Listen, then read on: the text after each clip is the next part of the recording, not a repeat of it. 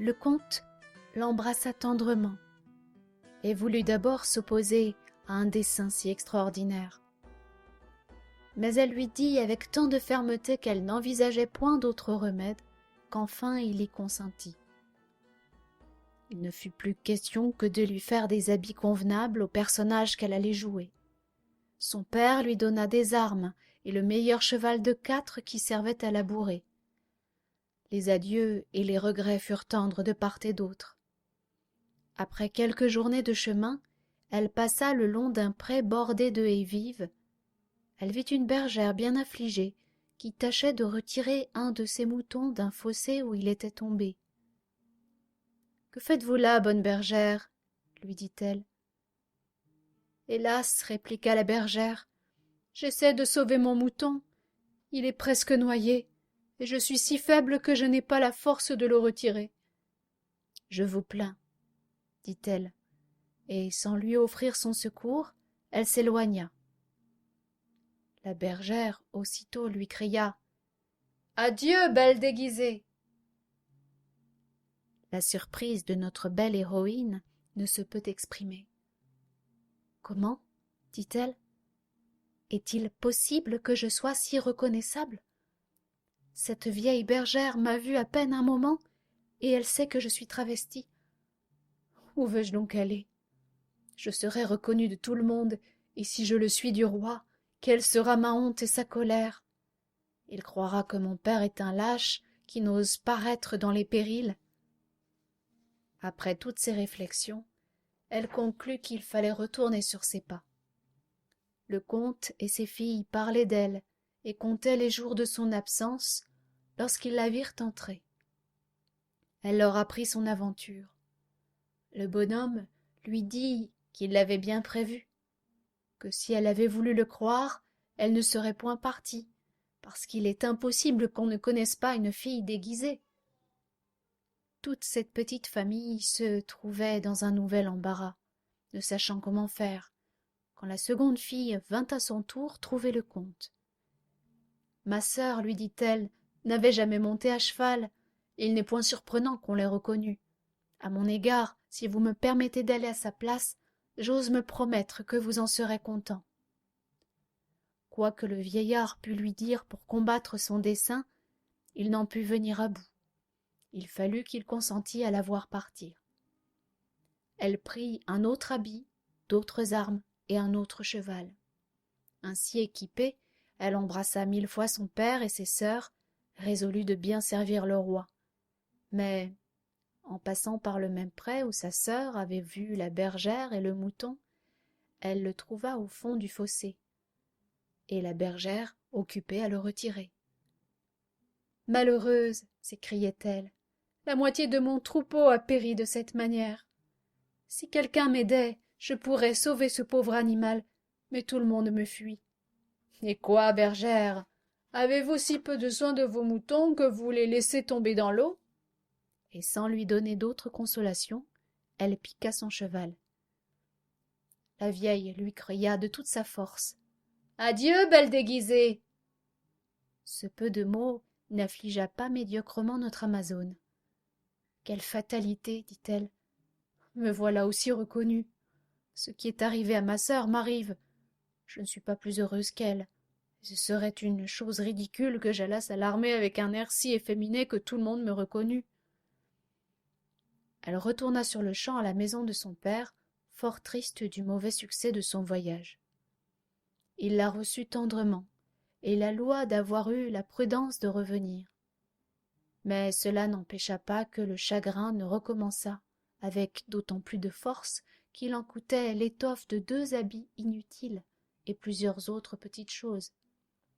Le bon vieillard se désolait en secret, parce qu'il ne voulait pas montrer toute sa douleur à ses filles. Enfin, sa cadette vint le prier avec les dernières instances de lui accorder la même grâce qu'il avait faite à ses sœurs. « Peut-être, dit-elle, que c'est une présomption d'espérer réussir mieux qu'elle, mais cependant, je ne laisserai pas de tenter l'aventure. Ma taille est plus haute que la leur. Vous savez que je vais tous les jours à la chasse. Cet exercice ne laisse pas de donner quelque talent pour la guerre. et le désir extrême que j'ai de vous soulager dans vos peines m'inspire un courage extraordinaire. » Le comte l'aimait beaucoup plus que ses deux autres sœurs. Elle avait tant de soin de lui qu'il la regardait comme son unique consolation. Elle lisait des histoires agréables pour le divertir, elle le veillait dans ses maladies, et tout le gibier qu'elle tuait n'était que pour lui, de sorte qu'il employa des raisons pour la détourner de ce dessein encore plus fortes que celles dont il s'était servi à l'égard de ses sœurs. « Voulez-vous me quitter, ma chère fille ? » lui disait-il. « Votre absence me causera la mort. Quand il serait vrai que la fortune favoriserait votre voyage, que vous reviendriez couverte de lauriers, je n'aurais pas le loisir d'en être témoin.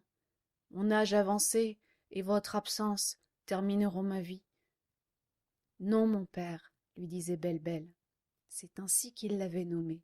« Ne croyez pas que je tarde longtemps. Il faudra bien que la guerre finisse. Et si je voyais quelque autre moyen de satisfaire aux ordres du roi, je ne le négligerais pas. Car j'ose vous dire que si mon éloignement vous cause de la peine, il m'en fait encore plus qu'à vous. » Il consentit enfin à ce qu'elle désirait. Elle se fit faire un habit très simple. Ceux de ses sœurs avaient trop coûté, et les finances du pauvre comte n'y pouvaient suffire. Elle fut obligée de prendre un fort méchant cheval, parce que ses sœurs avaient presque estropié les deux autres. Mais tout cela ne la découragea point. Elle embrassa son père, reçut respectueusement sa bénédiction, et après avoir mêlé ses larmes à celles de son père et de ses sœurs, elle partit. En passant par le pré dont j'ai déjà parlé, elle trouva la vieille bergère qui n'avait point encore retiré son mouton ou qui voulait en retirer un autre du milieu d'un fossé profond. « Que faites-vous là, bergère ? » dit Belle-Belle en s'arrêtant.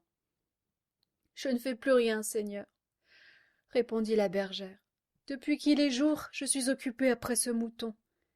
Mes peines ont été inutiles. Je suis si lasse que je ne puis respirer. Il n'y a guère de jours qu'il ne m'arrive quelque nouveau malheur, et je ne trouve personne qui y prenne part. »« Certainement je vous plains, » dit Belle-Belle. « Mais pour vous marquer ma pitié, je veux vous aider. » Elle descendit aussitôt de cheval. Il était si docile qu'elle ne prit pas la peine de l'attacher pour l'empêcher de s'enfuir.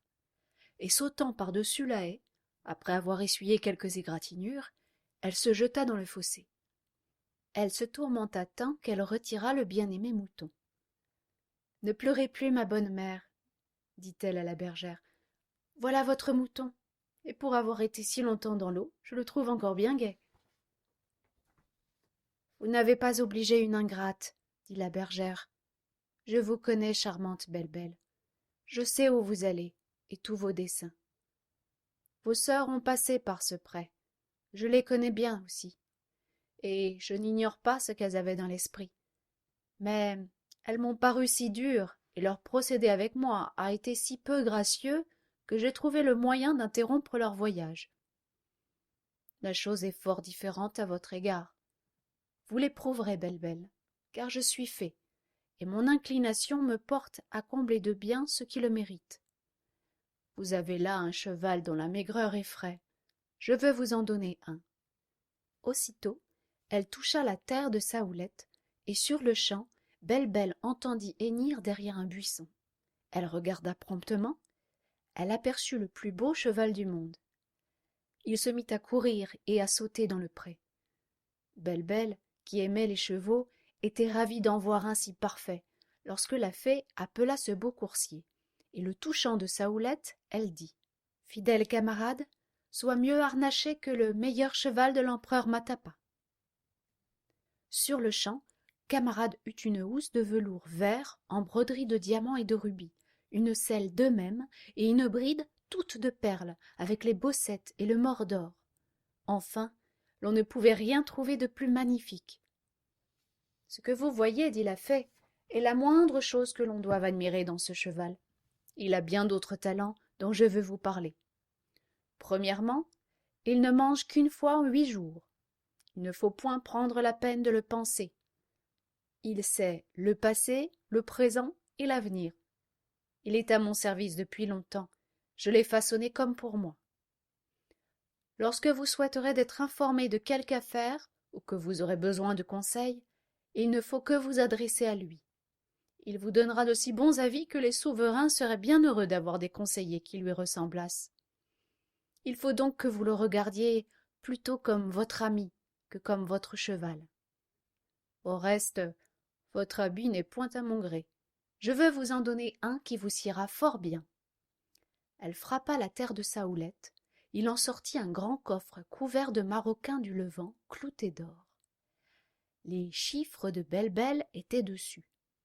La fée chercha parmi les herbes une clé d'or faite en Angleterre. Elle en ouvrit le coffre. Il était doublé de peau d'Espagne, tout en broderie. Il y avait dedans 12 habits, 12 cravates, 12 épées, 12 plumets, et ainsi de tout par douzaines. Les habits étaient si couverts de broderies et de diamants que Belle-Belle avait de la peine à les soulever. « Choisissez celui qui vous plaît davantage, » lui dit la fée. « Et pour les autres, ils vous suivront partout. Vous n'aurez qu'à frapper du pied en disant « Coffre de Maroquin, viens à moi plein d'habits. Coffre de Maroquin, viens à moi plein de linge et de dentelles.